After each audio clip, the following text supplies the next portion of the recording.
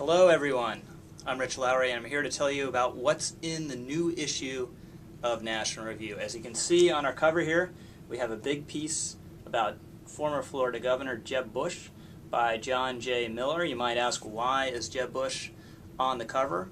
Well, one big reason is just his fantastic accomplishments in the area of education down in Florida, which are enduring and continuing, and Governor Bush is trying to spread the Florida model around the country. When he took over as governor, Florida was near the bottom of the barrel in terms of student achievement around the country. Now, depending on who's counting, Florida students are ranked 5th or 3rd in the country. So it's been a huge jump, and John Miller opens the piece with a very telling anecdote about how involved Governor Bush stays in the issue of education.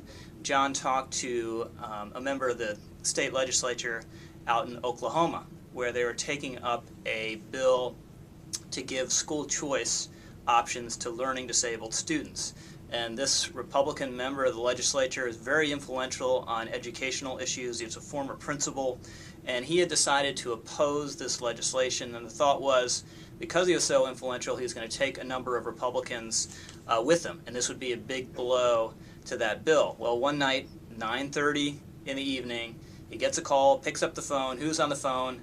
It's Jeb Bush, urging him to support this legislation because Florida had a similar reform that was very successful.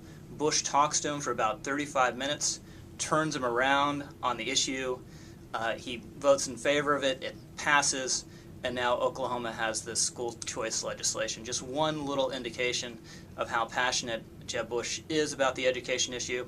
And another reason we have him on the cover is just we are picking up from conservatives around the country a lot of continued interest in Jeb Bush as a potential 2012 candidate. Even though he's saying he's not interested in doing this time, he tells John Miller maybe in 2016, but when you read this piece, you will just be reminded about what an impressive policy mind and political mind Jeb Bush is. We also have a piece that we have noted here on the corner, Palin versus Romney by Ramesh Ponnuru, and Ramesh kind of plays out what a Palin versus Romney race for the Republican nomination would look like, and he doesn't like what he sees. He thinks this matchup could really fracture the Republican Party along all its key fault lines, including the Tea Party versus the establishment split, with Palin obviously representing the Tea Party, Romney the establishment, along a class line in the Republican Party between the working class, where Sarah Palin has more appeal, and among the affluent, which is really Mitt Romney's base of support. And what Ramesh fears is that both Palin and Romney, if they were to win, either of them would really come out of this nomination battle damaged in ways that makes it really difficult for them in the general election. He thinks Palin would win the nomination if she were to prevail with a populist message that would have a lot of that she'd have a lot of trouble selling to upper middle class voters in the general election. On the other hand, Mitt Romney, if he were to prevail, would probably come out of this bruising primary labeled as an elitist, a blue blood who doesn't have appeal to working class people, and then he'd have to turn around and try to win those voters in a general election.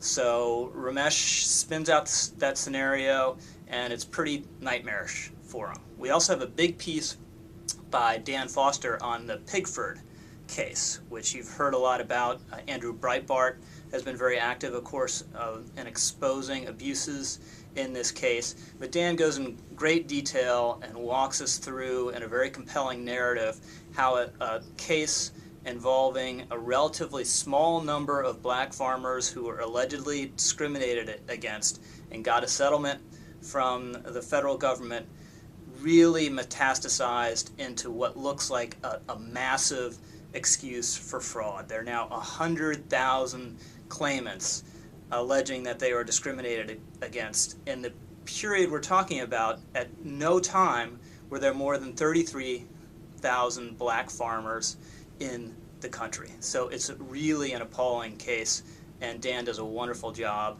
explaining it soup to nuts. We also have coverage of the Egypt crisis by David Price Jones and Anthony Daniels. We have a big profile of Thomas Sowell on the occasion of his 80th birthday by Jay Nordlinger, a wonderful piece by William Vogley in defense of the Senate. We have Rob Long, we have James Lilacs, we have thrills, we have spills, we have chills. It'll make you laugh, it'll make you cry, and it's all right here in the pages of the new National Review.